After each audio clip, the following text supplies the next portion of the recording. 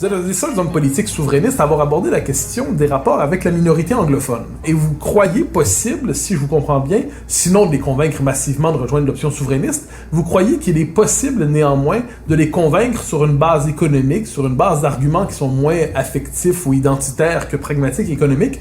Vous croyez possible, sinon de les rallier, à tout le moins de neutraliser une partie de leur hostilité au projet souverainiste. Est-ce que je comprends bien votre position en la résumant ici? Ben, je suis pas naïf, c'est-à-dire que je m'attendrais pas à ce que dans un prochain référendum, les anglophones de Montréal votent majoritairement pour le oui. Mais par contre, je fais quand même le pari qu'il y a moyen d'expliquer une réalité qui a rarement été nommée, c'est que la discrimination politique dans le Canada ne se fait pas sur une base linguistique ni sur une base de couleur de peau, elle se fait sur une base territoriale. Autrement dit, les anglophones qui vivent à Montréal vivent les mêmes désavantages que les francophones. C'est-à-dire que la richesse, je parle au niveau économique bien sûr, la richesse a été détournée depuis particulièrement la voie maritime du Saint-Laurent en 1959. Et à partir du moment où on a permis où on a payé presque nous-mêmes, ou en tout cas en grande partie, une voie maritime pour faire en sorte que Montréal, qui était la capitale industrielle, qui était le plus grand port intérieur du monde, on est devenu la deuxième ville parce que Toronto a énormément profité de ça. Donc, les bateaux maintenant ne s'arrêtent plus autant à Montréal, mais s'en vont directement dans les Grands Lacs. Puis on peut le voir. On peut voir, par exemple, que les villes américaines qui sont autour de Toronto ont certainement pas la même richesse. Buffalo ou Détroit sont pas des villes qui sont comparables avec les villes de la côte Est comme New York ou comme Boston ou Philadelphie, tout ça. Donc, je pense que si les anglophones du Québec comprenaient cette réalité-là et qu'ils voyaient à quel point un Québec indépendant qui a le contrôle de la voie maritime du Saint-Laurent parce que ça devient nos eaux nationales et qu'on contrôle nos lois, nos impôts et tout ça, on gagnerait tout le monde par rapport à cette question-là. Évidemment, je vous parle des anglophones, mais je peux parler des immigrants ou je peux parler des autochtones aussi parce que ce sont trois groupes qui votent majoritairement non au moment des référendums. Est-ce que c'est suffisant pour renoncer à son attachement envers le Canada?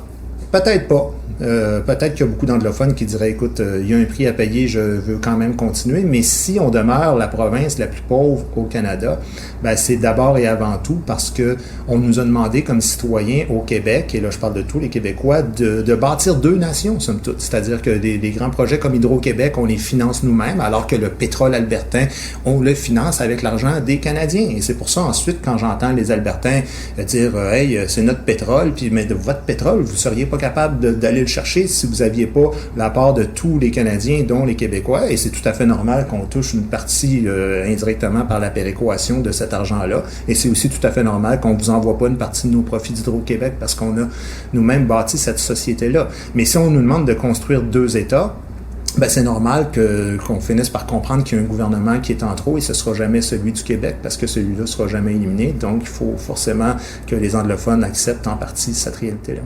Alors, vous avez envisagé, dans l'idée de réussir à convaincre la communauté anglophone, ou à tout le moins de l'amadouer partiellement, de donner certains gestes identitaires, entre guillemets, peut-être même, vous me corrigerez si je me trompe, mais de faire un changement de drapeau du Québec pour être capable de leur tendre la main, c'est-à-dire qu'ils se reconnaissent dans le drapeau tel qu'il serait modifié.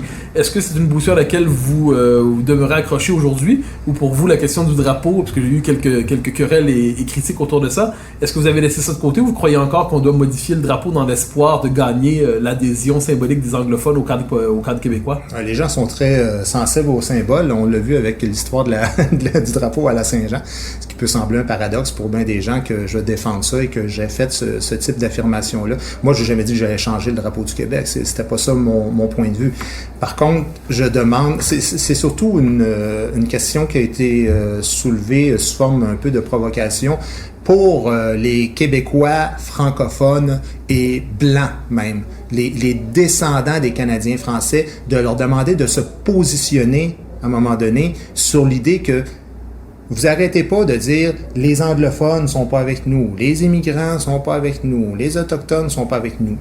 Ce fameux nous-là, s'il était élargi à tous ces groupes-là et qu'on formait une seule nation, autrement dit, si dans un futur référendum, les anglophones, et c'est purement théorique, mais si les anglophones votaient majoritairement pour le référendum. Et si les immigrants faisaient la même chose, et si les Autochtones faisaient la même chose, autrement dit, qu'ils acceptaient de nous tendre la main et de dire, on comprend la légitimité de ce projet-là, et on comprend même les arguments économiques que j'ai donnés un peu plus tôt, vous n'arrêtez pas de dire, ces gens-là ne viennent pas. Mais s'ils venaient, est-ce que vous seriez ouvert à faire de la place à ces gens-là sur un drapeau? Est-ce que vous seriez ouvert, par exemple, à garantir aux anglophones de Montréal qu'ils ont encore les mêmes droits qu'à l'intérieur de la province de Québec, c'est-à-dire d'être servis en anglais dans les régions où le nombre est suffisant et tout ça. Et j'ai vite senti ce que je vous disais tantôt, qu'il y a un paquet de personnes qui ont fait « Jamais je ferai de cadeaux aux anglophones » et je leur disais « Mais attends, là, c'est purement dans la logique qu'on est un pays où une constitution dit noir sur blanc qu'on est unilingue francophone et qu'on est une société laïque. Et malgré tout ça, si ces gens-là contribuaient à ça, vous continuez de me dire « Non, on veut rien savoir d'eux autres », bien à ce moment-là, évidemment, c'est pas tous les souverainistes qui pensent ça, là, mais ceux qui me disent ça, je leur dis « Mais à ce moment-là, qu'est-ce que vous souhaitez au juste? Quel type de Québec vous souhaitez construire? Parce que le Québec de 2020, forcément, il doit inclure tout le monde. » Je vous relancerai sur ça. Plusieurs vous diront, à tout le moins c'était le projet de Parizeau, c'était le projet de Bouchard en 95, les droits des anglophones étaient assurés. Oui. Et ça, il y a une constante depuis René Lévesque jusqu'à aujourd'hui. La question des droits des anglophones, comme vous l'évoquez, est assurée. Et ça, je pense que la pensée souverainiste a intégré ça globalement. Je pense que les Québécois dans leur ensemble. Là où il y avait une nuance, c'est que la question de l'univers symbolique, c'est autre chose. C'est-à-dire le drapeau en lui-même, c'est le marqueur d'une continuité historique de 4 siècles d'histoire, de l'identité profonde du pays. Mais 4 siècles d'histoire, Mathieu, le drapeau a changé 5 ou 6 fois. Mais bien sûr. Il y a eu le Blue Ensign, le Red Ensign, il y a eu le camion. Mais en 48, lorsque ce drapeau apparaît. Il y a eu le drapeau des Patriotes. Ce que je vous dis, c'est quand on passe d'une province... Moi, j'ai même pas l'intention... J'ai jamais soulevé l'idée de changer le drapeau. C'est un symbole où je demande aux Québécois... Jusqu'où êtes-vous prêt à aller dans cette logique-là?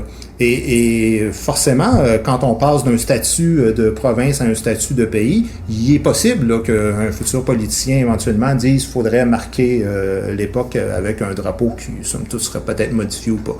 Mais moi, je m'en fous un peu. L'idée, c'est pas un projet politique pour moi.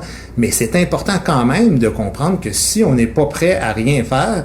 par exemple, je donnais l'exemple de l'affichage extérieur. Je disais, dans le quartier chinois, il y a des caractères chinois. Et tu vas dans d'autres quartiers, il y a des caractères, des écritures dans différentes langues. Et il y a beaucoup de gens qui m'ont dit, oui, mais les anglophones, ils n'auront pas de cadeaux. Puis là, je dis, oui, mais tu sais, quand tu as une canne de tomates, là, c'est écrit sauce tomate. Là. Juste en dessous, c'est écrit tomato sauce. Là. Puis il n'y a jamais personne qui a sauté au plafond pour ça.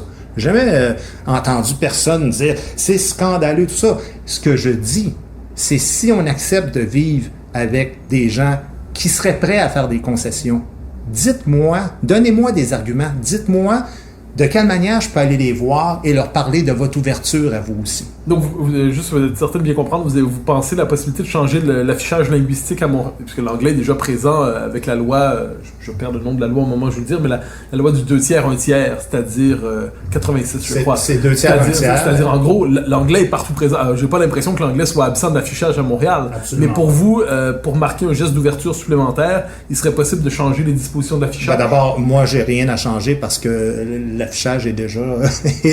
la loi 101 n'existe à peu près plus à ce niveau-là. Mais par contre, ce que j'ai soulevé, c'était si on vit dans un pays qui est unilingue francophone, laïque, c'est écrit dans la Constitution, que les anglophones vous ont permis d'avoir ce pays-là. On est purement dans la théorie, mais ils ont voté massivement pour ce pays-là, mais qui vous demandent en échange que dans le West Island, il y a certains endroits où c'est 2 tiers en français et 1 tiers en anglais. Seriez-vous prêt à le faire?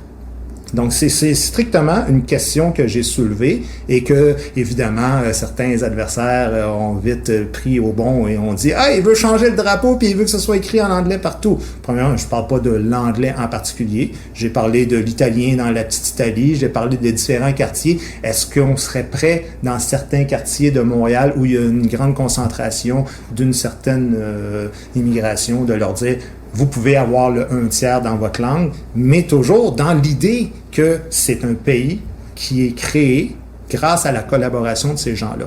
Donc, la question que je demande aux gens, c'est est-ce que vous souhaitez toujours garder une position de victime, c'est-à-dire de dire ouais, on n'arrive pas à faire notre référendum puis à avoir notre pays, fait qu'on va rester dans le Canada, mais on va essayer de se trouver des boucs émissaires, ou on essaye de le faire tout en collaboration, ce qui est peut-être une vision bien naïve, mais je crois qu'il y a moyen quand même de tendre des perches et d'aller voir des communautés, sachant très bien qu'on n'aura pas 50% des immigrants, 50% des anglophones, 50% des autochtones et 50%. C'est pas comme ça que ça va fonctionner. Mais si on allait chercher une certaine sensibilité, comme en Écosse, il y a eu beaucoup d'immigrants qui étaient d'accord avec la position, avec le oui écossais, je pense qu'il faut tranquillement se poser la question, est-ce qu'on veut juste rester une province dans un Canada? Est-ce que ça nous tente encore et que comme ça nous permet juste de chialer après les maudits anglais ou les maudits immigrants ou quand je dis des commentaires comme ça, je dis ben non, là, je sais pas où est-ce qu'on s'en va, mais moi, je vous garantis une chose, c'est qu'il est hors de question d'avoir un pays s'il n'est pas d'abord unilingue français, mais est-ce que c'est pas une raison pour quand même assurer les mêmes droits aux anglophones dans leur quartier? Moi, je pense qu'il n'y a rien qui me dérange là-dedans.